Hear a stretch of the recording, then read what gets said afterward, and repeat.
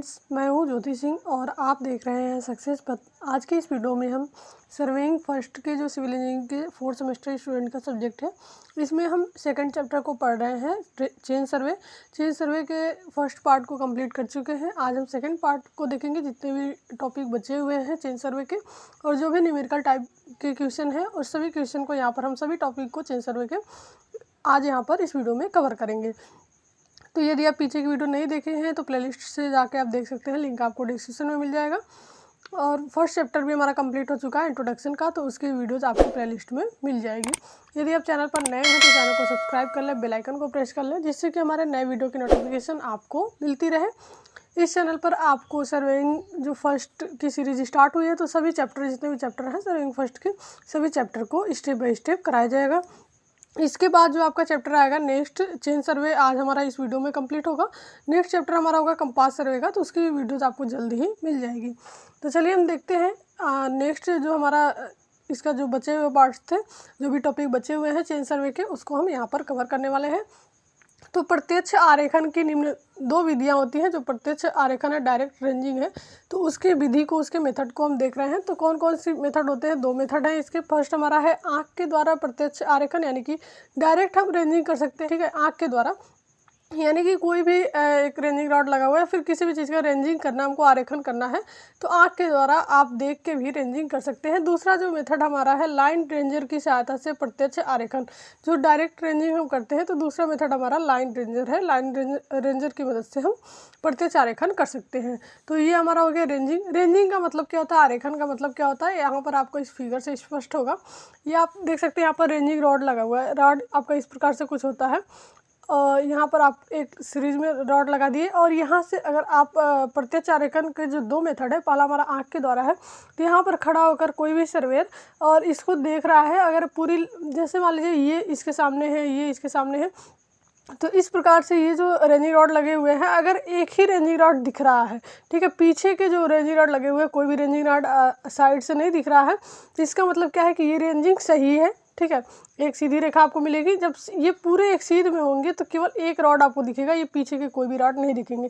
अगर ये सब सीध में नहीं होंगे तो कोई उधर दिखेगा, कोई इधर, मतलब दोनों साइड से कुछ रॉड आपके बाहर निकले हुए दिखेंगे। तो रेंजिंग हम समझेंगे कैसे कि सही है, जब आपके जो भी रॉड लगे हुए हैं, जब आप यहाँ खड़े होकर देखते हैं तो केवल एक रॉड आपको नजर आए और बाकी पीछे के सभी रॉड इसके पीछे छिप जाए, तो समझ लीजिए कि आपकी रेंजिंग सही है। तो इस प्रकार से हम रेंजिंग करते हैं। जब भी आप प्रैक्टिकल करेंगे तो वहाँ से आपको क्लियर हो जाएगा। तो देखिए, आँख के द्वारा प्रत्यक्ष आरेखन हम कैसे करते हैं। इस प्रकार के आरेखन में आरेखन दंड का प्रयोग किया जाता है तथा आँख की सहायता से यह आरेखन किया जाता है। इस प्रकार के आरेखन के लिए एक सर्वेक्षक तथा एक सहायक की आवश्यकता पड़ती है। तो इस प्रकार से आपका आँख के द्वारा प्रत्यक्ष आरेखन हो जाता है। नेक्स्ट हम देखते हैं, इसमें कुछ सिंबल की जरूरत पड़ती है। जैसे आप आँख के द्वारा अगर प्रत्यक्ष आरेखन कर रहे हैं, रेंजिंग कर रहे हैं, तो क्या होगा कि कोई भी कभी ऐसा हो जाता है कि ये रेंजिंग रॉड कुछ बाहर निकला हुआ है, इसके सीध में नहीं है, इधर से दिख रहा है कहीं साइड से, ये वाला इधर से कहीं साइड से दिख रहा है, तो आप जो एक सर्वेयर होगा और एक सहायक की जरूरत पड़ती है, 2 लोगों की यहाँ पर जरूरत पड़ती है। तो एक सर्वेयर जो आपका रेंजिंग करता है यहाँ से खड़े होकर, और दूसरा सहायक होता है, अगर कोई रेंजिंग रॉड साइड से निकला हुआ है तो उसको फिर सही जगह ला के यहाँ पर लगाता है कि जिससे ये सीध में आ जाए। तो 2 लोगों की जरूरत पड़ती है, लेकिन इसमें कुछ सिंबल की भी जरूरत पड़ती है। जैसे मान लीजिए बहुत दूरी तक ये रेंजिंग रॉड लगे हुए हैं और इनकी रेंजिंग हो रही है, तो ये यहाँ से अगर सर्वेयर जो खड़ा है ये बोलता है अगर कुछ, तो जो सहायक होगा उसको सुनाई नहीं देगा अगर दूरी ज़्यादा होगी तो, या फिर वहाँ पर शोर हो रहा है, चाहे कोई भी चीज़ें, तो उसमें क्या होगी कि आवाज़, जो ये आवाज़ जो भी चीज़ें बताएगा यहाँ से जो भी कहेगा, ये सहायक तक बातें नहीं पहुंच पाएंगी, तो वो इस रेंजिंग रॉड को सीधा नहीं कर पाएगा। तो इसमें कुछ सिंबल का यूज़ हम करते हैं, और सिंबल का जानना बहुत ही ज़रूरी है आप लोगों के लिए, आप सभी के लिए। आप भी प्रैक्टिकल करेंगे तो इन सभी सिंबल की आवश्यकता पड़ेगी। तो ये क्या होता है कि बोल कर नहीं, ठीक है, बोल कर नहीं बताता है, बल्कि सिंबल के द्वारा उसको इशारा करके बताता है कि इस प्रकार से ये रेंजिंग रॉड अगर बाहर है तो इसको अंदर करो, या फिर जैसे भी ये टेढ़ा है तो सीधा करो। तो उसमें क्या सिंबल हम यूज़ करते हैं, उस सिंबल का मतलब क्या होता है। तो चलिए हम सिंबल के बारे में देख लेते हैं। बहुत ही इंपॉर्टेंट है सिंबल, आप सभी को जानना जरूरी है। सर्वेयर में जब भी आप सर्वेइंग करते हैं तो इसमें इन सभी सिंबल की ज़रूरत पड़ती है। तो देखिए, सबसे पहले आपको 3 कॉलम यहाँ पर दिख रहा है। एक आपका सीरियल नंबर का है, क्रमांक, दूसरा हमारा संकेत है, यानी कि सिंबल आपको बताया जा रहा है, और संकेत का अर्थ क्या है, उद्देश्य क्या है, ये भी आपको बताया जाएगा। तो फर्स्ट जो हमारा सिंबल है, सीधा हाथ धीरे धीरे चलाना। अगर ये सर्वेयर इस तरीके से मतलब सिंबल दे रहा है कि सीधा हाथ जो है उसका वो धीरे धीरे चला रहा है, तो इसका मतलब क्या है कि धीरे धीरे दाहिनी ओर बढ़ो। सीधा का मतलब क्या होगा दाहिनी ओर, और उल्टा का मतलब क्या होगा बाईं ओर। तो ये आप ध्यान रखेंगे। तो जब सर्वेयर का सिंबल ये रहता है कि सीधा हाथ धीरे धीरे, ये संकेत है, ना कि ये ऐसे बोलेगा नहीं, ये इस तरीके का संकेत देगा सर्वेयर जो यहाँ पर खड़ा होगा, आपका जो सर्वे कर रहा है, रेंजिंग कर रहा है, और सहायक को इस सिंबल को समझना होता है। तो सभी के लिए जाना जरूरी है। तो सीधा हाथ धीरे धीरे चलाने का मतलब क्या है, धीरे धीरे दाहिनी ओर बढ़ो, यानी कि आपका जो भी रेंजिंग कार्ड जिस प्रकार से होगा तो उसकी दाहिनी ओर बढ़ेंगे। फिर हमारा है सीधा हाथ तेजी से चलाना, अगर इस प्रकार का सिंबल दे रहा है तो तेजी से दाहिनी ओर बढ़ना है। बायां हाथ धीरे धीरे चलाना, इसका मतलब बाईं ओर धीरे धीरे बढ़ो। बायां हाथ तेजी से चलाना, इसका मतलब है बाईं ओर तेजी से बढ़ो। ये सभी सिंबल बहुत ही इंपॉर्टेंट है। सीधा हाथ आगे बढ़ाना, तो दाईं ओर आरेखन दंड के साथ बढ़ो। इसका मतलब क्या होता है, सीधा हाथ जब भी वो आगे बढ़ाता है तो दाईं ओर आरेखन दंड के साथ बढ़ना है। बायां हाथ आगे अगर बढ़ाता है तो बाईं ओर आरेखन दंड के साथ बढ़ो। फिर हमारा है सीधा हाथ ऊपर करके दाहिनी ओर इशारा करना, तो इसका मतलब होगा कि आरेखन दंड को ऊपर से सीधा करो। ऊपर से कभी कभी क्या होता है कि नीचे से हम आरेखन दंड लगा देते हैं, लेकिन ऊपर से क्या होता है कि ये ऐसे टेढ़ा रहता है, तो इसको हमको सीधा करना होता है। फिर हमारा है बायां हाथ ऊपर करके बाईं ओर इशारा करना, तो इसका मतलब होगा आरेखन दंड को ऊपर से बाईं ओर करो। ठीक है, कभी दाएं टेढ़ा रहता है तो दाएं से हम सीधा करेंगे, कभी बाएं टेढ़ा रहेगा तो बाएं से हम सीधा करेंगे, इस प्रकार से। दोनों हाथ सिर से ऊपर ले जाकर नीचे लाना, तो इसका मतलब है आरेखन दंड की स्थिति ठीक है।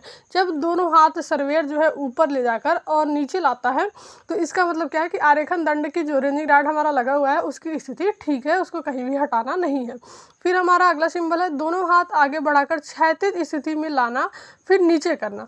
तो आरेखन दंड को इसी स्थिति में धंसा दो। अगर दोनों हाथ आगे बढ़ाता है, फिर क्षैतिज स्थिति में लाता है और फिर नीचे करता है, तो इसका मतलब है कि आरेखन दंड जो भी आप इधर उधर किए हैं, जो भी संकेत आपको मिला था, तो उसके बाद से आपको वहीं पर आरेखन दंड को धंसा देना है, लगा देना है। तो ये सभी सिंबल हैं आपके। नेक्स्ट हम देखते हैं। नेक्स्ट हमारा जो दूसरा मेथड है डायरेक्ट रेंजिंग का, लाइन रेंजर की मदद से है। तो इससे हम कैसे करते हैं, यहाँ पर देखिए, जब सर्वेक्षण रेखाओं की लंबाई अधिक हो तो उनके बीच सीध बांधने के लिए लाइन रेंजर का प्रयोग करते हैं। जब रेखाओं की लंबाई अधिक होगी, दूरी ज़्यादा होगी, तो हम वहाँ पर लाइन रेंजर का प्रयोग करते हैं डायरेक्ट रेंजिंग के लिए। तो लाइन रेंजर क्या होता है, इसके बारे में हम देख लेते हैं। यह एक छोटा उपकरण होता है जिसे हाथ में लेकर यह समतल पटल पर रखकर प्रयोग किया जाता है। लाइन रेंजर की सहायता से अंतर्वर्ती बिंदु सर्वेक्षण रेखा पर स्थापित किए जाते हैं। इस उपकरण में समकोण समद्विबाहु त्रिभुजाकार दो प्रिज्म होते हैं। दोनों प्रिज्मों की कर्ण वाली भुजाओं पर चांदी यानी कि सिल्वर का रंग चढ़ा होता है। लाइन रेंजर से आरेखन परिशुद्ध होता है, परंतु समय अधिक लगता है। इसके अतिरिक्त इस प्रकार के आरेखन में सर्वेक्षक को किसी अन्य सहायक की आवश्यकता भी नहीं पड़ती। इसमें क्या होगा कि टाइम आपका ज़्यादा लगेगा और इसमें किसी सहायक की जरूरत नहीं पड़ती है। तो जब आपका क्या है कि दूरी कम है, जो भी रेंजिंग हम कर रहे हैं जिस भी जगह पे, तो उनकी लंबाई कम है रेखा की, तो हम वहाँ पर डायरेक्ट आँख के द्वारा रेंजिंग कर सकते हैं। लेकिन अधिक दूरी है तो डायरेक्ट रेंजिंग में आपके दूसरा जो मेथड है लाइन रेंजर का, उसका हम यूज़ करते हैं। तो इस प्रकार से कुछ लाइन रेंजर होता है। और इसमें क्या होता है कि डायरेक्ट भी हम इसको हाथ में लेकर भी इससे रेंजिंग कर सकते हैं, या फिर समतल पटल एक प्लेन टेबल आपका होता है, जैसे आपका ड्राइंग बोर्ड होता है, तो ड्राइंग बोर्ड की तरह एक प्लेन टेबल होता है, उसको हम ट्राईपॉड पे रख के और उसको सेट करते हैं और उसके ऊपर ये इंस्ट्रूमेंट रख के इससे हम रेंजिंग कर सकते हैं। तो इस प्रकार से आपके दो रेंजिंग रॉड लगे हुए हैं, इनके बीच में ये रेंजिंग हो रही है लाइन रेंजर की मदद से। तो ये आपके दो मेथड आपको याद रखना है, डायरेक्ट रेंजिंग के दो मेथड होते हैं। नेक्स्ट हमारा है इनडायरेक्ट रेंजिंग या फिर रेसिप्रोकल रेंजिंग, जिसको हम अप्रत्यक्ष आरेखन बोलते हैं। तो इनडायरेक्ट रेंजिंग क्या होता है और इसके कौन कौन से मेथड है, इसको भी हम देखेंगे। ये रेंजिंग के आपके मेथड हैं जो भी हम पढ़ रहे हैं, डायरेक्ट एंड इनडायरेक्ट। तो देखिए, अप्रत्यक्ष आरेखन उस स्थिति में किया जाता है जब सर्वेक्षण रेखा ए बी के दोनों छोर ए तथा बी आपस में न दिखाई देते हों, अर्थात ए तथा बी के मध्य कोई ऐसी बाधा जैसे बाघ आदि आ जाए जिसके कारण बिंदु ए से बी तथा बी से ए ना दिखाई देता हो। तो ये हमारा इनडायरेक्ट रेंजिंग है। डायरेक्ट में क्या होता था कि जहाँ से जहाँ तक हमको रेंजिंग करना है जितनी भी लंबाई में, तो उसके जो फर्स्ट पॉइंट है और लास्ट पॉइंट है वो आपस में दिखाई दे रहा है, उसके बीच में कोई भी ऑब्स्टेकल नहीं है, कोई भी बाधा नहीं है, तो फिर हम वहाँ पर डायरेक्ट रेंजिंग कर सकते हैं। और दो मेथड उसके थे, उसकी मदद से हम कर सकते हैं। लेकिन अगर जो आपके दो पॉइंट है जहाँ से जहाँ तक हमको रेंजिंग करनी है, जैसे मान लीजिए एक पॉइंट यहाँ पर हो गया, एक पॉइंट यहाँ पर हो गया, और इसके बीच में कोई बाधा आ गई जिससे हमको डायरेक्ट ये दोनों पॉइंट नहीं दिख रहे हैं, तो यहाँ पर हम खड़े होकर उससे रेंजिंग नहीं कर सकते, एक सीध में नहीं ला सकते, तो वो हमारा होता है इनडायरेक्ट रेंजिंग। और ये ऐसी स्थिति में करते हैं कि जब जो सर्वेक्षण रेखा ए बी के दोनों छोर ए तथा बी आपस में न दिखाई देते हो। तो ये पॉइंट आपको याद रखना है, जब दिखाई देंगे तो हम डायरेक्ट रेंजिंग करेंगे और नहीं दिखाई देंगे तो हम इनडायरेक्ट रेंजिंग करेंगे। नेक्स्ट देखते हैं हम, नेक्स्ट टॉपिक हमारा है समतल सतह पर जरीब मापन। जो हमारा प्लेन सरफेस होता है, प्लेन ग्राउंड होता है, उस पर हम जरीब से कैसे मापन करते हैं। तो माना कोई दिए गए दो बिंदु ए तथा बी हैं जिनके मध्य जरीब मापन करना है। सामान्यतः जरीब मापन के लिए निम्नानुसार 4 व्यक्तियों की आवश्यकता होती है। जब भी हम चेन सर्वे करते हैं तो उसमें हमको 4 व्यक्तियों की आवश्यकता पड़ती है। एक तो हमारा लीडर होता है, एक फॉलोअर होता है और 2 सहायक की हमको ज़रूरत पड़ती है। लीडर का कार्य जरीब का अगला हैंडल पकड़कर आगे की ओर ले जाए, प्रत्येक जरीब दूरी पर सूजा लगाना, जबकि फॉलोअर का कार्य जरीब का पिछला हैंडल थामना, लीडर द्वारा लगाए गए सूजे को उठाते जाना। तो जो भी हमारा लीडर होता है वो जो भी चेन होता है उसकी हैंडल पकड़कर आगे की तरफ ले जाता है। फॉलोअर क्या होता है कि उसको फॉलो करता है और जगह जगह पर जो आपके सहायक होते हैं वो सूजे लगाते हैं, और फॉलोअर सभी जो पिछला हैंडल होता है उसको पकड़े रहता है और लीडर द्वारा लगाए गए सूजे को उठाते हुए जाता है, उसको फॉलो करता हुआ जाता है। तो इस प्रकार से जब भी हम समतल सतह पर जरीब मापन करते हैं तो 4 व्यक्तियों की आवश्यकता पड़ती है, लीडर, फॉलोअर और 2 सहायक की। नेक्स्ट हमारा होता है जरीब मापन करते समय ध्यान आकर्षण। किन किन बातों का हमको ध्यान देना है। तो जरीब मापन करते समय हमको फर्स्ट जो पॉइंट है, चेन को बंद करना, चेन को खोलना, सूजे की गिनती, जरीब का पढ़ना और परीक्षण एवं समायोजन।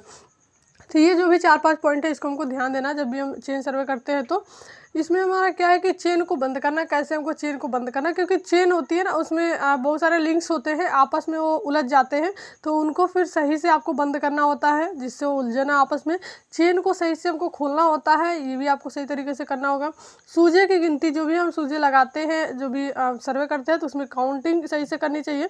और फिर जरीब पे जो भी आपके कुछ आपके सिंबल होते हैं, जैसे 1 टैग हो गया, 2 टैग हो गया, 3 टैग हो गया, 4 हो गया, 5 हो गया, फिर या गोल्ड टैग आपका लगा होता है, तो उसको हम कैसे पढ़ते हैं, इसको पढ़ने के लिए पिछले वीडियो में आपको बताया गया। तो यदि आप वीडियो नहीं देखे हैं तो आप जरूर जाके उसको देखें, तभी आपको और सारी चीज़ें क्लियर होंगी। स्टेप बाय स्टेप आप देखेंगे तभी सारी चीज़ें क्लियर होंगी।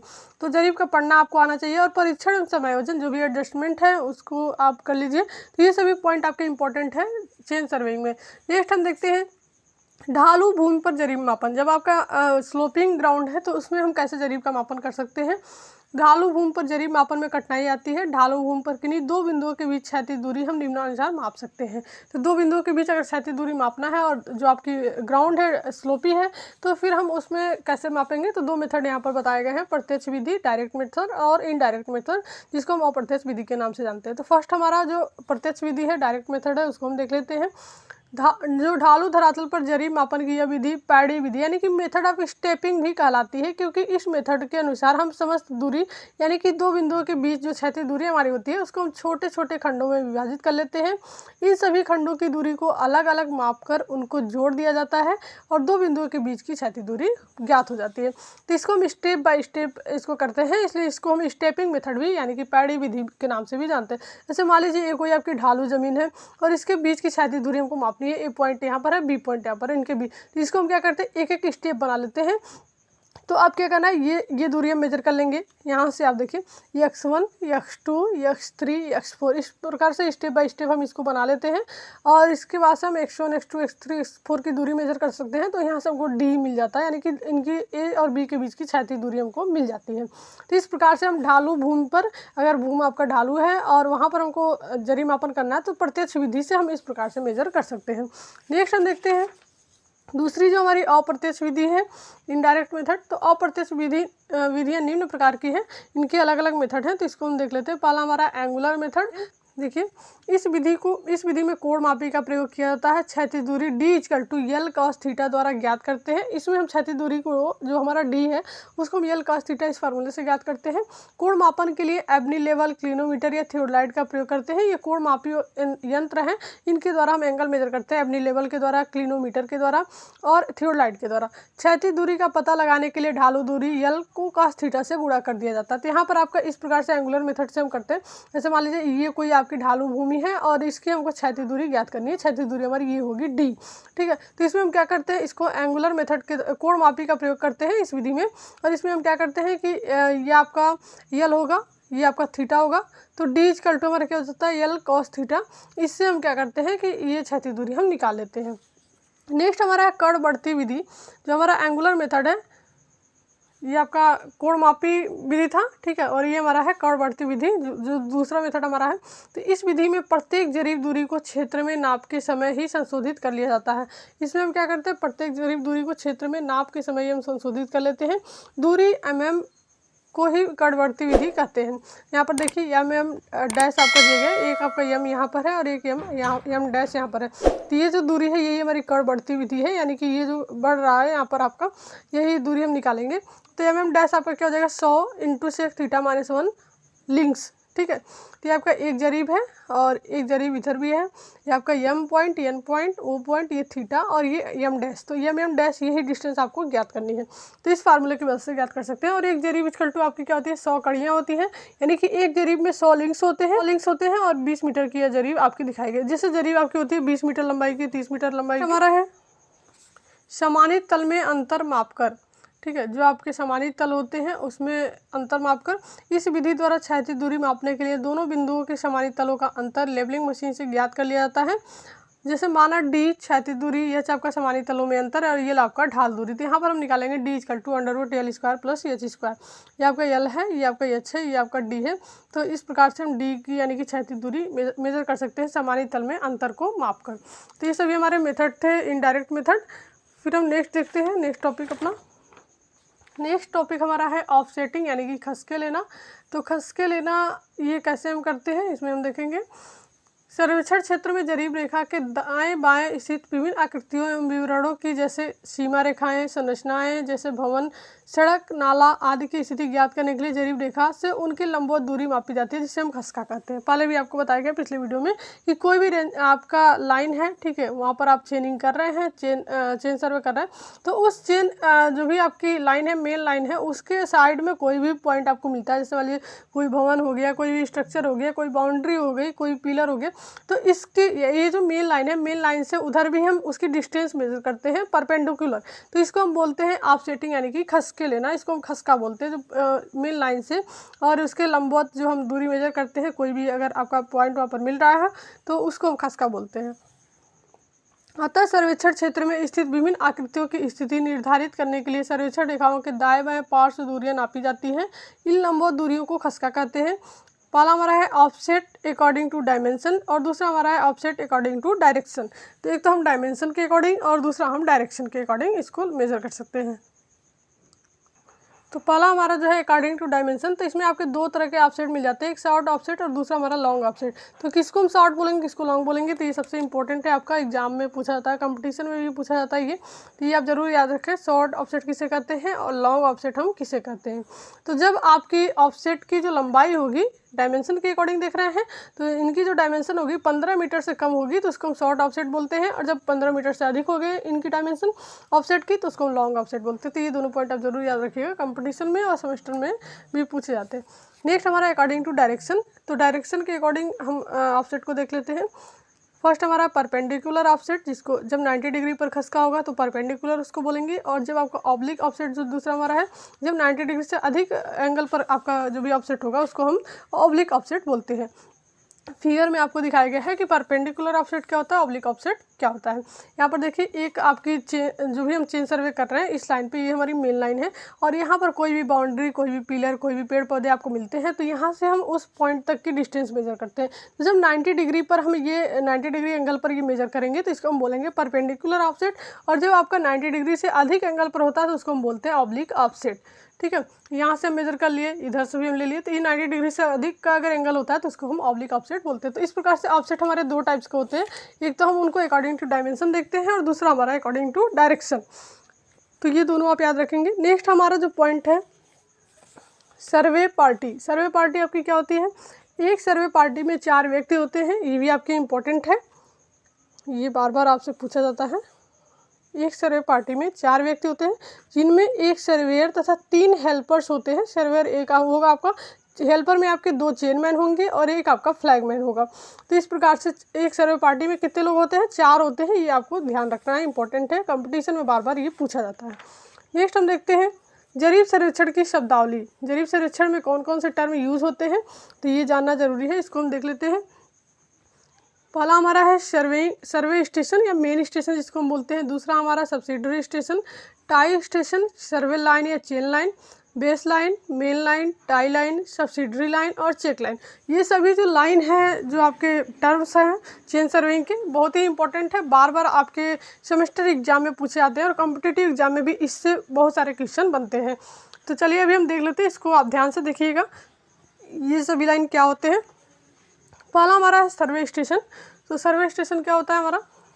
सर्वेक्षण क्षेत्र में मुख्य बिंदु जो कमांड एरिया या सीमा रेखा के नज़दीक स्थित होते हैं सर्वे स्टेशन या मेन स्टेशन कहलाते हैं। इन मुख्य बिंदुओं को अंग्रेजी अल्फ़ाबेट्स के बड़े अक्षरों से प्रदर्शित करते हैं तथा त्रिभुज के अंदर लिखते हैं, जैसे आपका इस प्रकार से लिखा हुआ है त्रिभुज के अंदर और कैपिटल लेटर में। ठीक है, जो सर्वे स्टेशन होंगे उसको हम इससे पहचानते हैं। ठीक है, ये जो आपका सिंबल दिया गया है, जहाँ जहाँ सर्वे स्टेशन आपके होंगे तो उसको हम त्रिभुज के अंदर और कैपिटल लेटर में, इंग्लिश अल्फ़ाबेट के कैपिटल लेटर से इसको दर्शाते हैं। तो ये आपको ध्यान देना है, ये आपकी एक लाइन। और ये कॉम्पिटिटिव एग्जाम के पर्पज़ से भी आपके बहुत ही इंपॉर्टेंट है। अंग्रेजी अल्फ़ाबेट के बड़े अक्षरों से इनको हम तथा त्रिभुज के अंदर लिखते हैं, जो आपके सर्वे स्टेशन होंगे या फिर मेन स्टेशन होंगे उनको।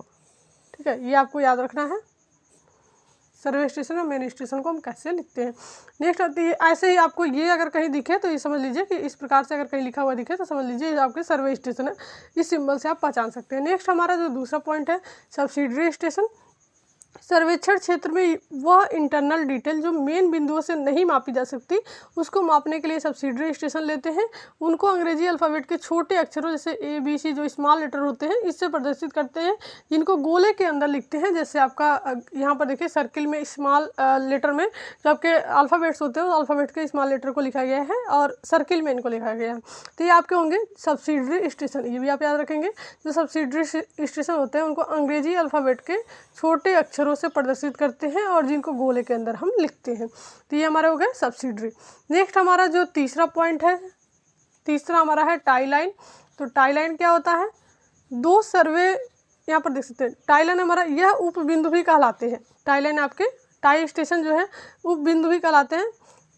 नेक्स्ट हमारा जो टॉपिक है, नेक्स्ट हमारा जो पॉइंट है टाई स्टेशन है, यह उपबिंदु भी कहलाते हैं। सर्वेक्षण रेखा या अन्य किसी रेखा पर लिए जाते हैं जिनको भी गोले से प्रदर्शित किया जाता है। जैसे आपका ये गोले में हम क्या करते हैं, कैपिटल लेटर में इनको हम प्रदर्शित करते हैं, जो हमारे टाई स्टेशन होते हैं। ये हमारा हो गया। नेक्स्ट हमारा है सर्वे लाइन। तो सर्वे लाइन क्या होता है?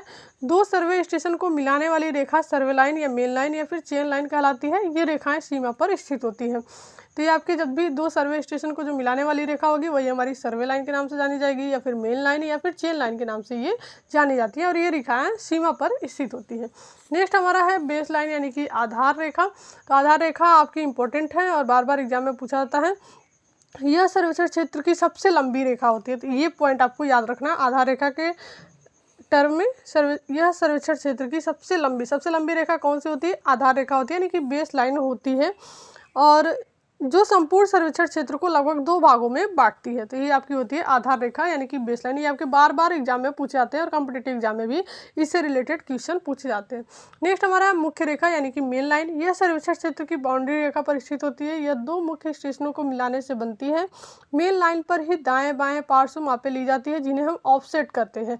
तो ये हमारी मेन लाइन होती है, जिसके हम इसके दाएँ बाएँ ऑफसेट वगैरह जो लेते हैं, जो भी पार्ट्स वहाँ पे साइड जो मेजरमेंट करते हैं, इसी को हम ऑफसेट बोलते हैं, जो आपकी मेन लाइन होती है। नेक्स्ट हमारा है, नेक्स्ट टॉपिक हम देखते हैं सब्सिडरी लाइन। ठीक है, सब्सिडरी लाइन क्या होगा? अभी हम स्टेशन को देख रहे थे, फिर लाइन को देख रहे हैं। 2 उप बिंदुओं को मिलाने वाली रेखा सब्सिडरी लाइन कहलाती है। फिर हमारा टाई लाइन। टाई लाइन आपसे पूछा जाता है बार बार। सर्वेक्षण क्षेत्र में इंटरनल डिटेल मापने के लिए जिसको हम मेन लाइन से नहीं ले पाते हैं उनको हम टाई लाइन से मापते हैं। टाई लाइन को सब्सिडरी लाइन भी कहते हैं। नेक्स्ट हमारा है चेक लाइन। चेक लाइन आपसे बार बार एग्जाम में पूछा जाता है। सर्वेक्षण क्षेत्र में कार्य को चेक करने के लिए चेक लाइन डाली जाती है। ठीक है, जब भी हम कार्य को चेक करते हैं तो वो जो लाइन हमारी होती है वो हमारी चेक लाइन कहलाती है, जांच रेखा जिसको हम बोलते हैं। तो यहाँ पर आपका जो चेक लाइन है और जो बेस लाइन है ये ज़्यादा इंपॉर्टेंट है, टाई लाइन भी आपसे पूछे जाते हैं एग्जाम में। नेक्स्ट हमारा है रिकॉर्डिंग एंड प्लॉटिंग। रिकॉर्डिंग और प्लॉटिंग के बारे में हमको देखना है कि कैसे हम कोई भी डाटा को रिकॉर्ड करते हैं और फिर हम उनसे प्लॉटिंग कैसे करते हैं, उनके क्या क्या प्रोसेस होते हैं, तो ये सभी हम देख लेते हैं। सबसे फर्स्ट हमारा जो पॉइंट है रिकॉर्डिंग। सर्वेक्षण करते समय समस्त मापे क्षेत्र पंजी में अंकित की जाती है। एक फुल फील्ड बुक आपका होता है, फील्ड बुक आपको किसी वीडियो में दिखा दिया जाएगा, आप कमेंट बॉक्स में कमेंट करेंगे। तो अगर आपको फील्ड बुक देखना है तो आप कमेंट बॉक्स में कमेंट करके ज़रूर बताएं, तो वहाँ पर आपको दिखा दिया जाएगा कि ये आपके सर्वेइंग से रिलेटेड एक बुक होती है जिसमें हम सभी डाटा को नोट करते हैं। जब भी फील्ड में जाते हैं तो फील्ड बुक लेके जाते हैं और जो भी डाटा हम वहाँ पर मेजर करते हैं उसी फील्ड बुक में हम नोट करते हैं। सारे वहाँ पर जो भी हमारे बने होते हैं, जो भी हमारे कॉलम वगैरह होते हैं सभी बने होते हैं फील्ड बुक में। आपके चेन सर्वे से रिलेटेड, कंपास से, थियोडाइट से, तो सभी वहाँ पर बने हुए हैं कॉलम और केवल आपको नोट करना होता है। जैसे मान लीजिए प्रैक्टिकल की जो बुक होती है उस टाइप का ये होता है सर्वेइंग का। Recording and plotting. रिकॉर्डिंग हमारा होता क्या है, सर्वेक्षण करते समय समस्त मापे क्षेत्र पंजी में अंकित की जाती है। फील्ड बुक को ही हम हिंदी में क्षेत्र पंजी बोलते हैं। क्षेत्र पंजी में अंकित प्रविष्टियों को देखकर स्थल आकृति का ज्ञान हो जाता है तथा क्षेत्र पंजी में अंकित प्रविष्टियों के आधार पर संबंधित क्षेत्र का नक्शा तैयार किया जाता है।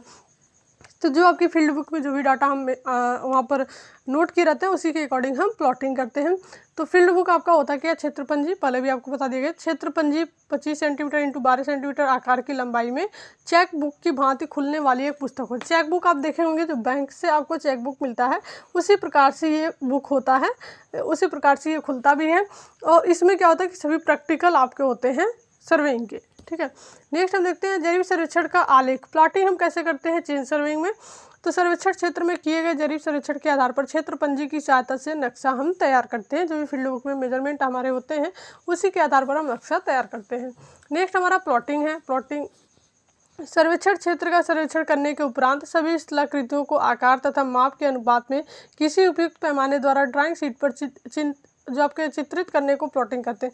जो हमारे फील्ड बुक में जो भी डाटा वगैरह मिले हुए हैं सर्वेक्षण करने के उपरांत क्या होते हैं कि सभी स्थलाकृतियों तथा जो माप होते हैं उनको हम एक जो भी हमारे स्केल होते हैं स्केल लेकर और ड्राइंग शीट पर हम उसको चित्रित करते हैं और इसी को हम ड्राइंग शीट पर चित्रित करने को हम प्लॉटिंग करते हैं।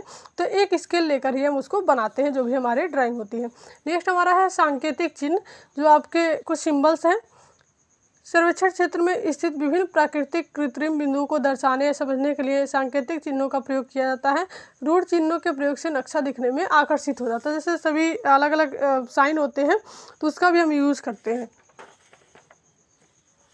नेक्स्ट हम देखते हैं obstacle in chain survey and their remedies. जो भी ऑब्स्टेकल हैं चेन सर्वे में उसके बारे में हमको देखना है। तो जब भी आप सर्वेक्षण क्षेत्र में फील्ड वर्क करते समय कई प्रकार की बाधाएं आ जाती हैं। जो हमारे सर्वेक्षण क्षेत्र होते हैं उसमें फील्ड वर्क जब हम करते हैं तो उसमें कई प्रकार की बाधाएं आती हैं जिनके आ जाने से फील्ड में काम करने में असुविधा होती है। ये बाधाएं जैसे ऊंचा धरातल, नदी, नाला, खाई, झाड़ी या भवन आदि हो सकती हैं जिनका निराकरण आवश्यक होता है। तो जरीब मापन में निम्न 3 प्रकार की बाधाएं हो सकती हैं। पहला हमारा ऑब्स्टेकल इन रेंजिंग, दूसरा हमारा है ऑब्स्टेकल इन चेनिंग और तीसरा हमारा है ऑब्स्टेकल इन बोथ। यानी कि रेंजिंग में हमारी बाधाएं आ सकती हैं, चेनिंग में बाधाएं आ सकती हैं और दोनों में आ सकती हैं, चेनिंग एंड रेंजिंग दोनों में। तो ये हमारे 3 प्रकार की बाधाएँ होती हैं जब भी हम चेन सर्वे करते हैं। तो नेक्स्ट हम देखते हैं रेंजिंग में बाधा ये क्या होती है और कैसे हम इसको दूर कर सकते हैं। तो जो ऑब्स्टेकल इन रेंजिंग होता है इसकी पहली जो स्थिति है जब रेखा के मध्य कोई ऊंचा टीला आ जाए तो ये हमारी एक प्रकार की बाधा है। माना दोनों बिंदुओं के बीच टीला आ जाने के कारण आरेखन संभव नहीं है। इस स्थिति में भी निम्न 2 केसेस हो सकते हैं। पहला हमारा है जब जरीब रेखा के दोनों छोर उस रेखा पर स्थित किसी अंतर्वर्ती बिंदु से दिखते हो तब ऐसी स्थिति में रेसिप्रोकल रेंजिंग की जाती है। सामान्यतः यह स्थिति 2 बिंदुओं के मध्य टीला आ जाने के कारण उत्पन्न होती है। इसके अतिरिक्त एक छोर पर स्थित बहुत ऊंचाई तथा दूसरे बिंदु काफ़ी गहराई होने पर भी हो सकता है। तो इस प्रकार से आपकी बाधाएं आ सकती हैं। नेक्स्ट हमारा जो दूसरा पॉइंट है, माना 2 बिंदु ए और बी हैं जिनके मध्य कोई ऐसी बाधा है जिसके कारण ए से बी तथा बी से ए दिखाई नहीं देता। इस स्थिति में निम्नानुसार रैंडम लाइन मेथड से समस्या का निराकरण किया जाता है। जैसे आपका यहाँ पर एंगल दिखाया गया कोड AB1B, कोड आपका ए है और यहाँ पर आपका B1 है और ये B है, ये एंगल जो आपका है।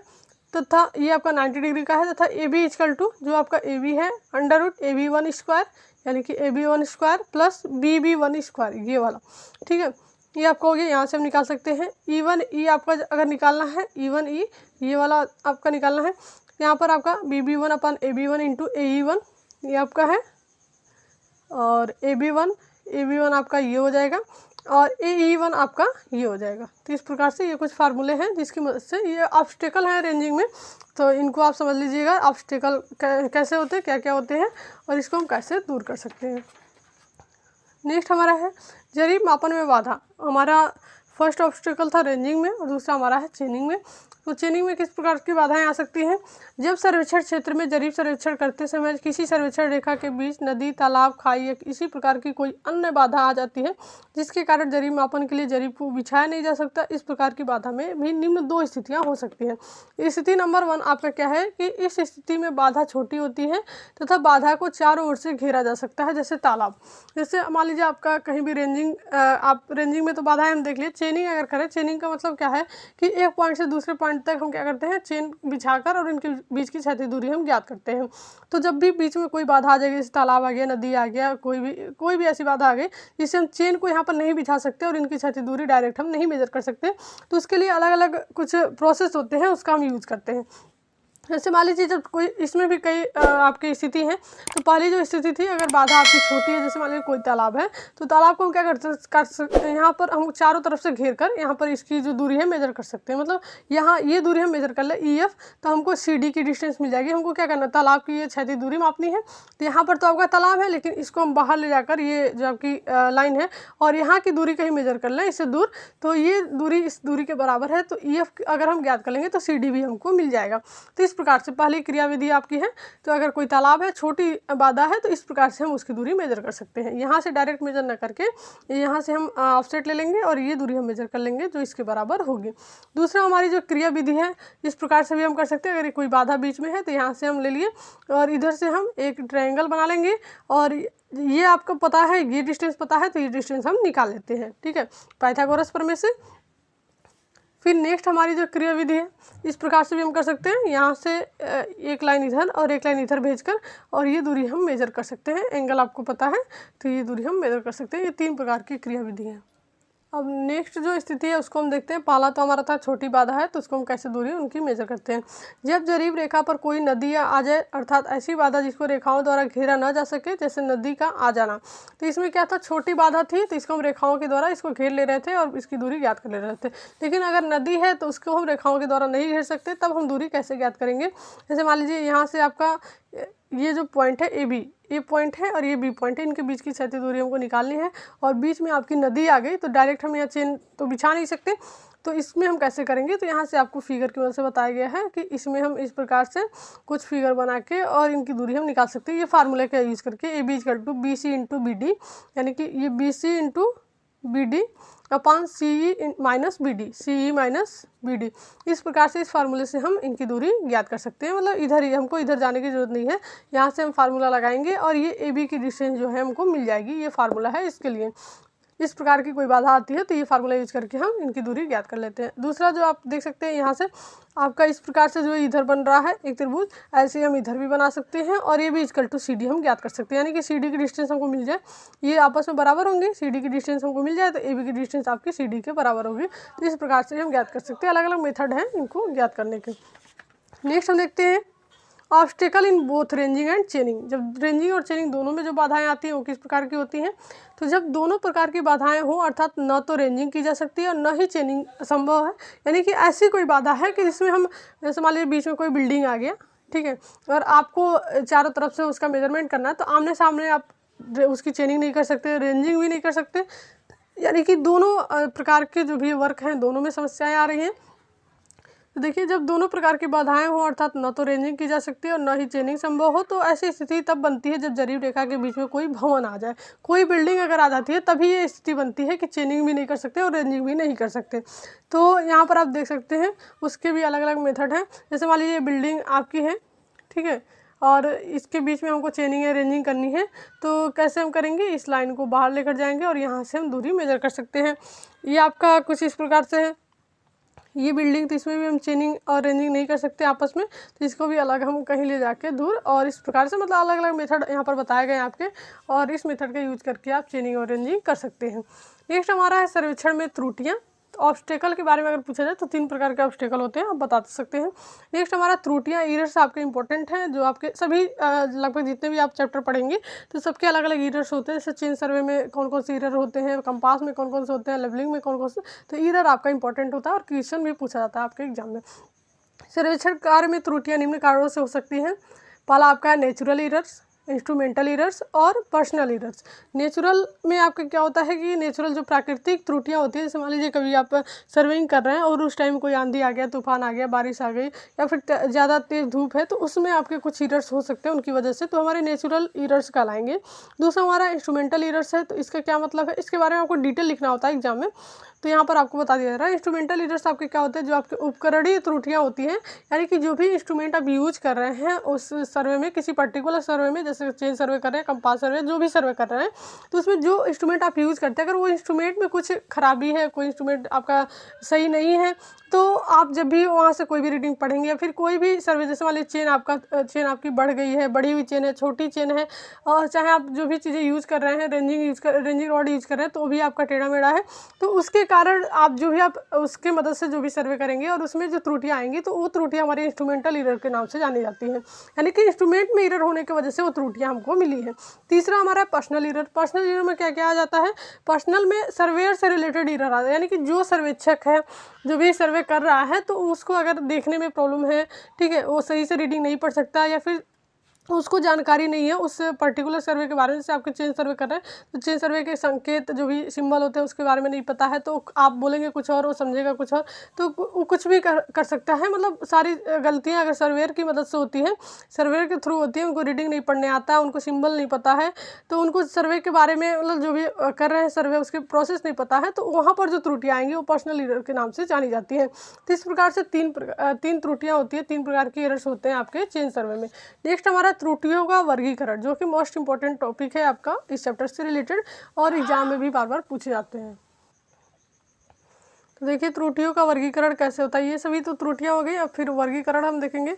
जैविक सर्वेक्षण में त्रुटियों को निम्न प्रकार विभाजित किया जा सकता है। पहला हमारा है संचयी त्रुटियां, दूसरा समकार्य त्रुटियां, और तीसरा हमारा भूले यानी कि मिस्टेक्स। तो संचयी त्रुटियों को हम कुमुलेटिव एरर्स के नाम से जानते हैं, समकार्य त्रुटियों को कंपनसेटिंग एरर के नाम से जानते हैं, और ये हमारे मिस्टेक्स होते हैं। तो इसमें से 2 इंपॉर्टेंट है आपके, संचयी और समकार्य। ये आपके चेन सर्वे में त्रुटियों का वर्गीकरण है, 2 प्रकार से इनका वर्गीकरण कर सकते हैं, बहुत ही इंपॉर्टेंट है, बार बार आपके कंपटीशन में और सेमेस्टर एग्जाम में भी पूछे जाते हैं। तो देखिए संचयी त्रुटियां क्या होती हैं। सर्वेक्षण कार्य करते समय यदि त्रुटियां एक ही दिशा में बढ़ती या घटती हैं, ठीक है, ये आपको ध्यान देना है कि जब जो त्रुटियां होती हैं वो अगर एक दिशा में या तो बढ़ रही हैं या तो घट रही हैं, तब इन त्रुटियों को संचयी त्रुटि कहा जाता है, ठीक है। इस प्रकार की त्रुटियां पॉजिटिव या निगेटिव हो सकती हैं, लेकिन एक ही दिशा में होने के कारण सदैव एक ही प्रकृति की होंगी, चाहे धनात्मक या ऋणात्मक। अभी आपको यहाँ पर क्लियर समझाया जा रहा है कि जो संचयी त्रुटियां होती हैं, इसको पहले हम समझेंगे। जो 2-3 लाइन है इसमें याद रखना है कि जो क्युमुलेटिव एरर्स है, इसमें क्या होती है, त्रुटियां एक ही दिशा में बढ़ती हैं, या तो बढ़ेंगी या तो घटेंगी, लेकिन दिशा इनकी एक ही होगी। इन त्रुटियों को संचयी त्रुटि कहते हैं। और इस प्रकार की त्रुटियां जो होती है पॉजिटिव और निगेटिव दोनों हो सकती हैं, मतलब पॉजिटिव भी हो सकती है और निगेटिव भी हो सकती है, लेकिन एक समय में ये एक ही दिशा में होने के कारण ये क्या होंगी, सदैव एक ही प्रकृति की होंगी, चाहे धनात्मक या ऋणात्मक, मतलब दोनों हो सकती है, पॉजिटिव भी हो सकती है, निगेटिव भी हो सकती है, लेकिन एक दिशा में ये एक ही त्रुटि में, मतलब एक ही तरह की त्रुटियाँ होंगी, या तो पॉजिटिव होंगी या तो निगेटिव होंगी, लेकिन ये त्रुटियाँ आपको ध्यान रखना है कि एक ही दिशा में या तो बढ़ती है या तो घटती है। तो ये आपकी इस प्रकार की जो त्रुटियाँ होती है वो संचयी त्रुटि कहलाती है, और ये इंपॉर्टेंट है आपका। नेक्स्ट हम देखते हैं, नेक्स्ट हमारा है समकार्य त्रुटियां यानी कि कंपनसेटिंग एरर।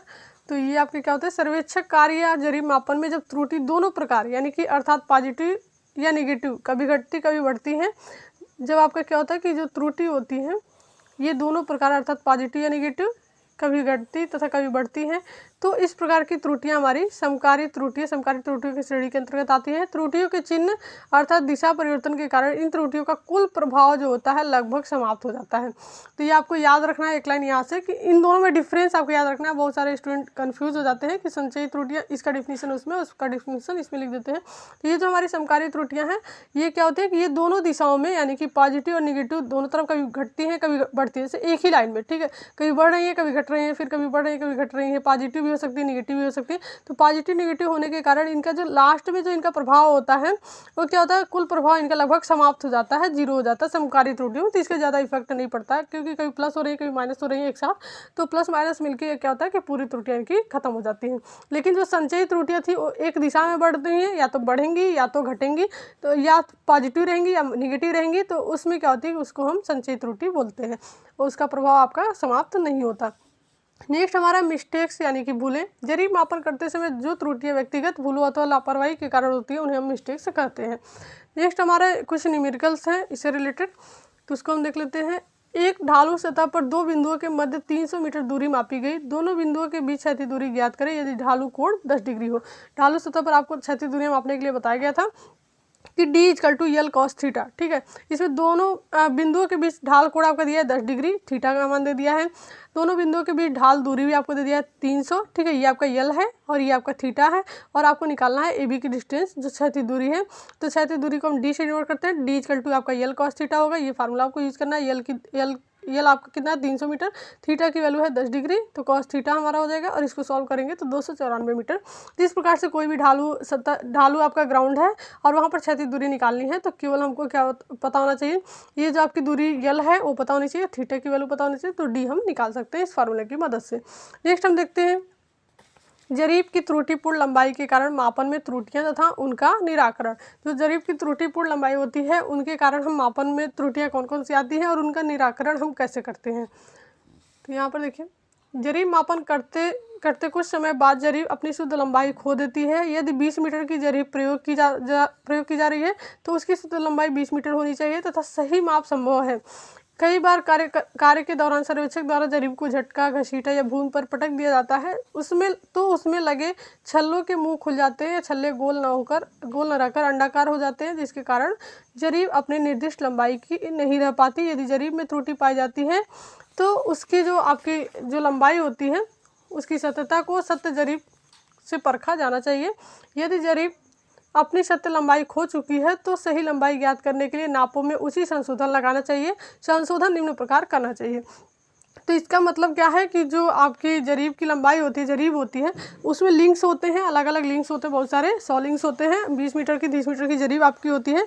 तो जरीब क्या होता है, बार बार यूज़ करने से, घसीटने से उसको ज़मीन पर हम पटक देते हैं, कभी कभी घसीट देते हैं, खींचते हैं, तो उसके लिंक्स जो होते हैं कभी कभी खुल जाते हैं और उस लंबाई बढ़ जाती है, घट जाती है।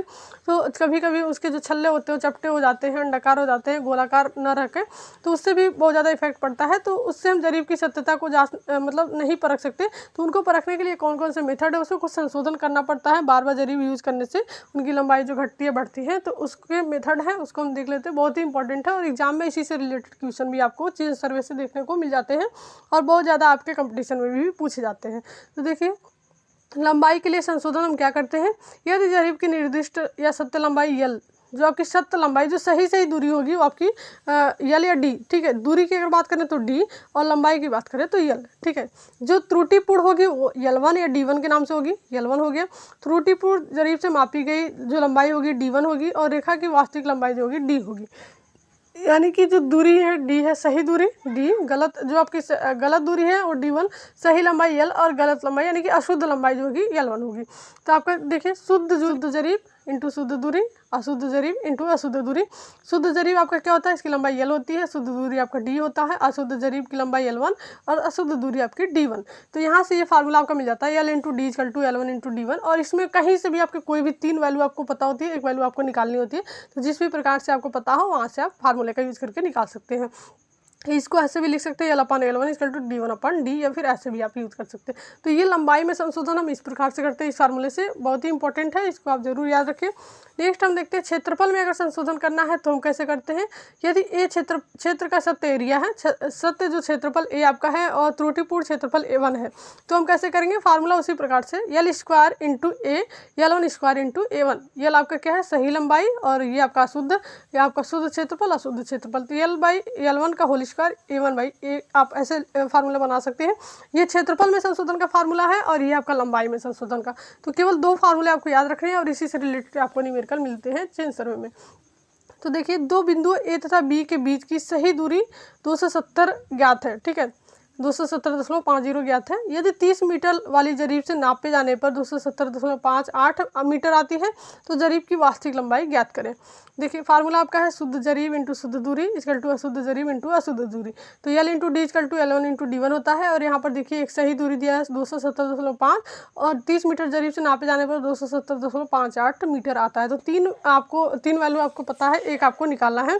जरीब की वास्तविक लंबाई आपको बतानी है। तो देखिए कैसे हम बताएंगे। यल आपका जो है 30 मीटर जो आपको पता है, ठीक है।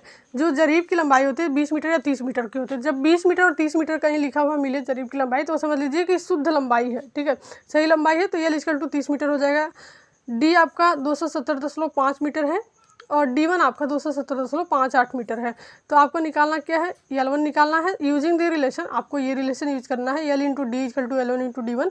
L1 आपको निकालना है, तो यहाँ से L1 इक्वल टू क्या हो जाएगा, L इंटू D/D1। तो यहाँ से हम सारी वैल्यू पुट करेंगे और L1 की वैल्यू मिल जाएगी। अतः जरीब की अपनी शुद्ध लंबाई से कितना छोटी होगी, 30 मीटर आपकी शुद्ध लंबाई होती है और अशुद्ध लंबाई कितनी मिली है इसकी, 29.99 मीटर। तो यहाँ से हम जब माइनस करेंगे तो 0.01 मीटर ये क्या है, छोटी है। ये 29 से छोटा है, तो इतनी यानी कि 1 सेंटीमीटर लगभग छोटी है आपकी शुद्ध जो लंबाई होनी चाहिए उससे 1 सेंटीमीटर छोटी है। अब ये बात और आपको ध्यान रखना है कि जब जरीब की लंबाई कम होती है तो दूरी अधिक मेजर होती है और जरीब की लंबाई अधिक होती है तो दूरी कम मेजर होती है। तो यहाँ से आप देख सकते हैं 270.50 था, ये सही दूरी मेजर की गई थी और इसकी लंबाई क्या है, 30 मीटर से मेजर किया गया ये, ठीक है। और अशुद्ध दूरी, अशुद्ध लंबाई क्या है, अशुद्ध दूरी 29.99 मीटर है, तो इसकी लंबाई क्या आ रही, अधिक आ रही। तो एक आपका ये ट्रिक समझ लीजिए कि ट्रिक टाइप का है कि आपकी लंबाई अधिक होगी तो दूरी कम मिलेगी, दूरी अधिक लंबाई कम होगी तो दूरी अधिक मिलेगी। इतना आपको, जैसे मान लिया ऑब्जेक्टिव टाइप का क्वेश्चन पूछता है तो वहाँ पर ये ट्रिक हम यूज़ कर सकते हैं। नेक्स्ट हमारा है, एक रेखा की लंबाई जब 30 मीटर की जरीब से नापी गई। 30 मीटर की जरीब का मतलब क्या है कि ये शुद्ध लंबाई, जरीब की शुद्ध लंबाई, ये यल की वैल्यू 30 मीटर और 20 मीटर कहीं लिखा हुआ है, तो यहाँ से आपको ये ध्यान रहेगा कि ये यल है, ठीक है।